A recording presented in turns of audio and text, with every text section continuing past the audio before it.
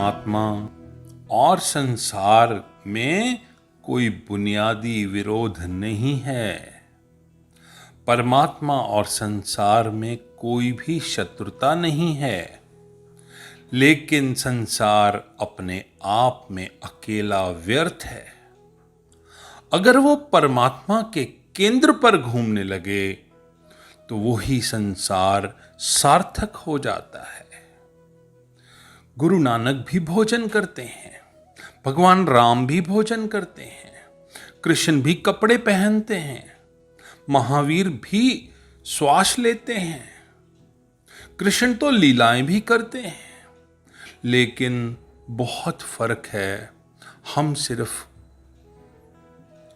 भोजन करते हैं, हम सिर्फ कपड़े पहनते हैं, हम सिर्फ दिखाते हैं और आगे मामला कुछ नहीं। हम केवल भोजन किए जा रहे हैं, केवल कपड़े पहने जा रहे हैं, हम केवल साधनों को ही संभालते हैं और समाप्त हो जाते हैं, क्योंकि जीवन में कोई साध्य नहीं। साधन सार्थक हो सकता है यदि साध्य हो।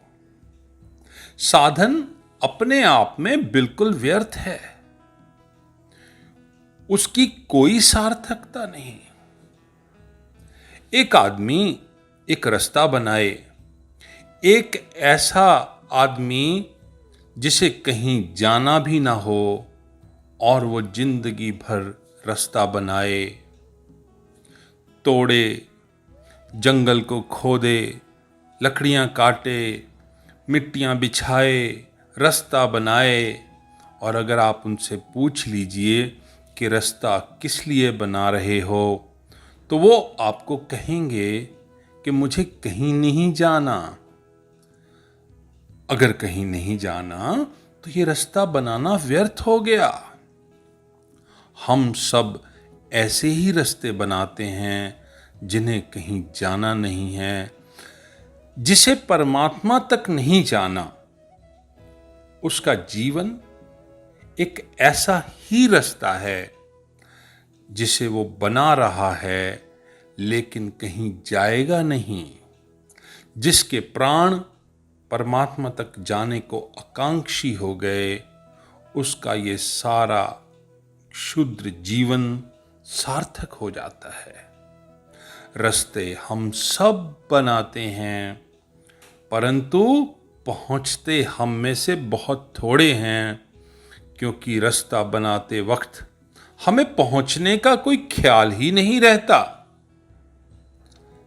ज्यादा महत्वपूर्ण है कि मैं पूछूं मैं क्यों जीना चाहता हूं, बजाय इसके कि मैं जीने की व्यवस्था करता जाऊं, ये ज्यादा उचित है।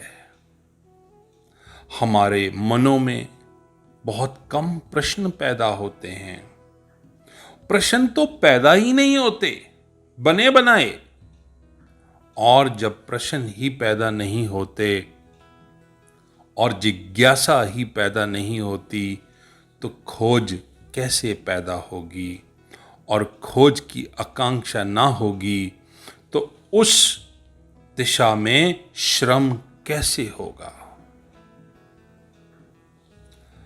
अगर आप सदा मृत्यु को साथ लेकर सोएं, उसे सोचते हुए सोएं, वह आपके साथ सोएगी।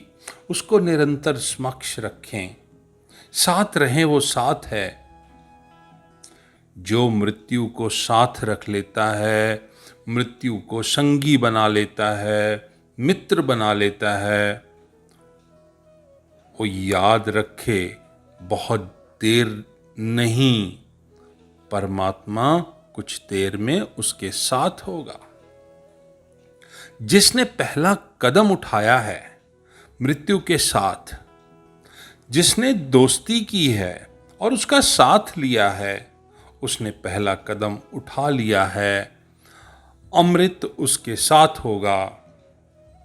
आज नहीं कल, देर सवेर परमात्मा उसके निकट होगा। मृत्यु के साथ ही मृत्यु के साथ हो जाने से ही हमारी सारी बात छिपी है और हम उसको साधक कहते हैं। जिसने मृत्यु को साथ ले लिया उसे हम संसारी कहते हैं।